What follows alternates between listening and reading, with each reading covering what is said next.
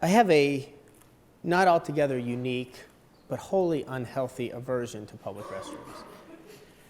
My colleagues know this because I avoid the restroom in our house as much as possible. If I'm on a drive and nature calls, I drive faster to try to get home. I like the comfort. And it's not a germ thing for me. There's just the issue of the sounds and the smells and the whole thing. It's just the whole thing's weird. And so you may wonder why I decided that I'm going to talk about this. Well, I understood there would be no field research involved with this talk. And so we can sort of move forward in understanding like where we are with regard to negotiating the space in public lavatories. This is a photo.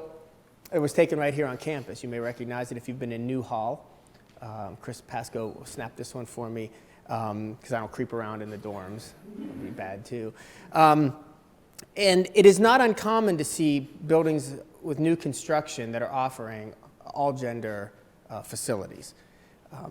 And as we start to think about what that means and how we've come along to this point, I wanted to sort of just put this image in your mind as you'll start looking for signs and maybe some confusion for you about which space is yours, where am I supposed to go.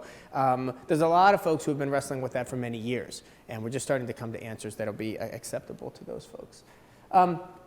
This isn't a new topic. This is a great edited volume, right? You might pick up in your spare time, where scholars are sort of weighing in on both the history and the politics of public toilets. This one's a good one. I like the imagery here. Ladies and gents, public toilets and gender, right? So there's literature here. There's scholarship in these areas. But it's not the first time we had to discuss segregation in public facilities, particularly bathrooms.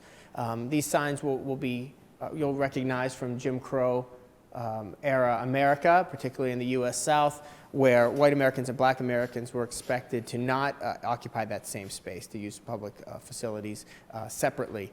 And so that part of it is behind us. We don't have those kind of differentiations anymore.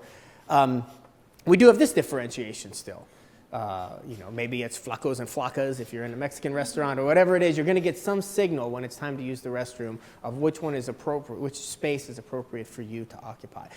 And before you get too excited and say, yeah, well, professor, that's because there's biological differences, and so we need to separate those, I'll remind you of what some of the arguments in favor of Jim Crow segregation were. And they're very much rooted in arguments about biology and racial differences and so forth. And so that's too easy. We can't just stop there. But it's important to recognize that this is not, first of all, it's not completely common worldwide to have gender segregated facilities. In many parts of the developing world, it is not common at all. And it wasn't even common here until really into the 19th century, where there were requirements to provide public spaces. But we are mandated to do that now, building codes. There are international codes. The employment spaces are governed by OSHA, the Occupational Safety and Health Administration, which is part of the Department of Labor. There are guides providing restrooms in workspaces. With regard to public restrooms, the Department of Health and Human Services at the federal level also has guidelines that are in place.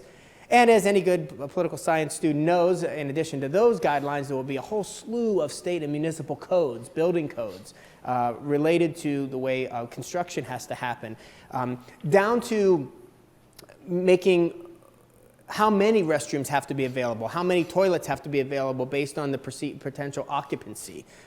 If you've been to Wrigley Field, you know how that is, right? Especially in the men's room, you know how that is. It's pretty much just a free-for-all, and there's a big long trough in there, and good luck, and just try not to miss. Is pretty much the game in Wrigley Field. But there are codes that guide all of these things, and the codes more or less emphasize gender segregation. And in fact, in most places, it is required that if you have only 2 toilets, you have to designate one for males and one for females. They have to be designated that way. In some areas, it's not the case, but in most of the places, it is. And so this is what we're dealing with, and this is sort of the state of our laws today and where that is. But I don't know what we're afraid of. Why do we have gender-segregated restrooms? Are we afraid of somebody from the opposite sex seeing us in various states of undress or going about our business? If so, isn't that a very, very heteronormative concern, right? Why are we not worried about being seen by people of the same gender when we're in those restrooms? This is former U.S. Senator Larry Wide Stance Craig. In 2007, Senator Craig was caught up in a sting operation in the Minneapolis airport as he was traveling between Washington, D.C. and his home state of Idaho. The police had been tipped off that there was some lewd behavior taking place in one particular men's restroom at the Minneapolis airport, and so they set up an operation. Senator Craig was noticed to be moving around in a kind of curious way back and forth on the outside of the restroom, and then inside the restroom sort of peering through a particular stall, and then moving away, and then peering. And at some point, he occupies the neighboring stall, taps his foot a number of times, which the officers understood to be a signal to indicate that a person was interested in engaging in some lewd behavior. Senator Craig's foot then touched the officer's foot in the stall next to him, and his hand reached under the stall, cupped upward was the accusation. Senator Craig argued that he was trying to pick up a piece of paper at one point, and also argued that perhaps he has a wide stance when he uses the restroom, and that's why his foot may have touched the officers next door.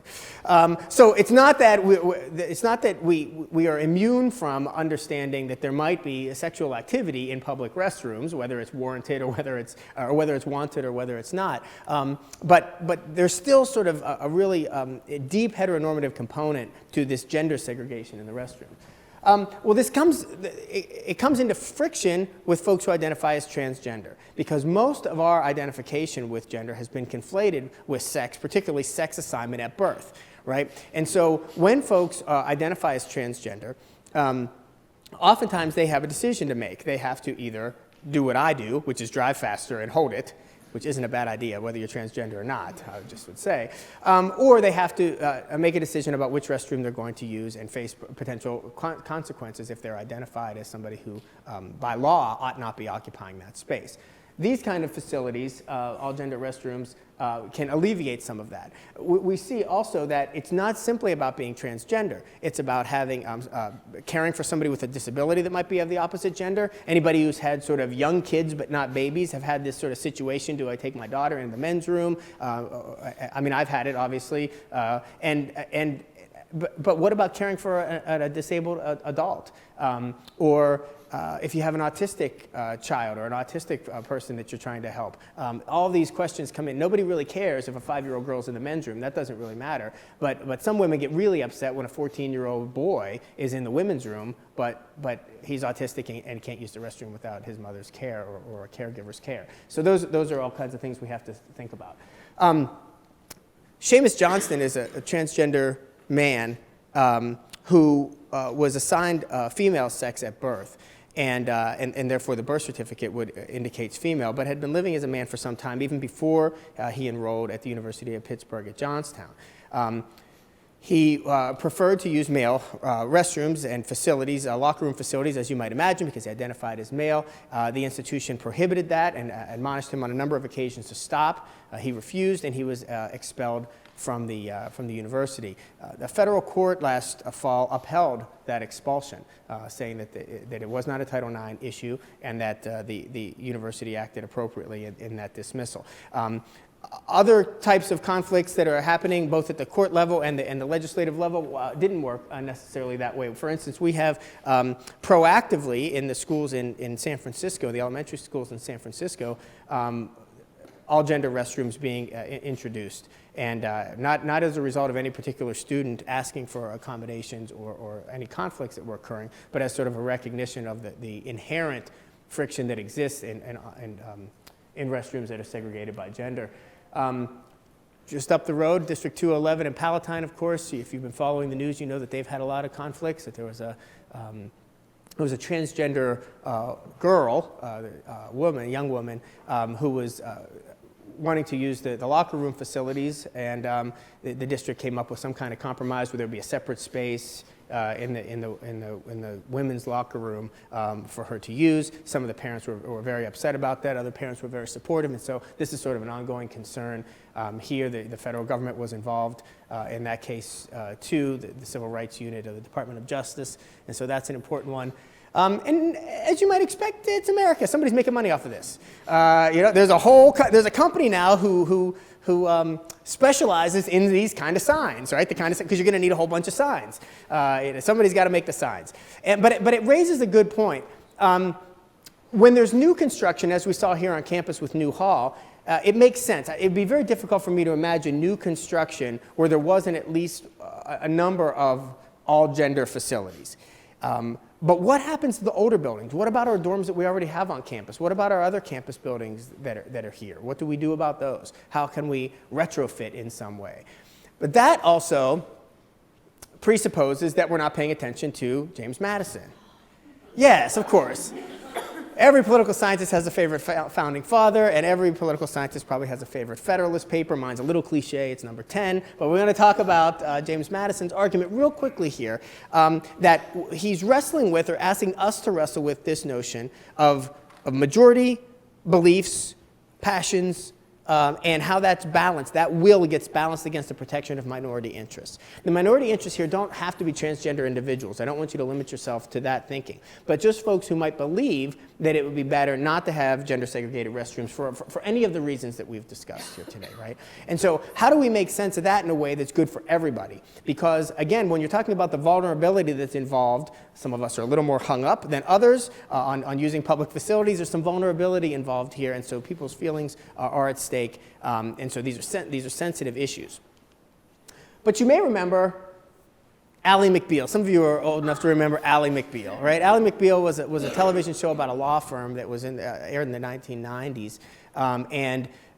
One of the features that is memorable of that show was that the restroom in the office was it was unisex. It was all gender. Everybody used the same restroom, but it was a multiple facility restroom. It wasn't like just one toilet and then you close the door. So men and women would be in there together. And so this is what the depiction here is. I think that very few people are concerned about having single occupancy, all gender restrooms, right? In some ways, you're happy when you see that. Yeah, I don't have to have anybody beside me when I'm trying to do my stuff. I'm going to be in there by myself. Everybody's okay with that, right? But what if we can't, again, with new construction, we might be able to offer a number of those. Should we be thinking about, though, either retrofitting or maybe not being so hung up? Everybody's biology is about the same in terms of what's going on in there. You're vacating, right? Maybe you're not. Maybe you can do it beside somebody of the opposite gender, and it's not so uncomfortable. I mean, if you think about it, we don't do this at home, but we don't have gender-segregated restrooms at home. I'm guessing most of you in your house weren't like upstairs bathroom for boys, downstairs bathroom for girls, right? You probably don't do that. Everybody just sort of shares. And again, we're comfortable with that as long as it's single occupancy. These are the kind of questions I think they're going to push us to think more and more about where we want to go.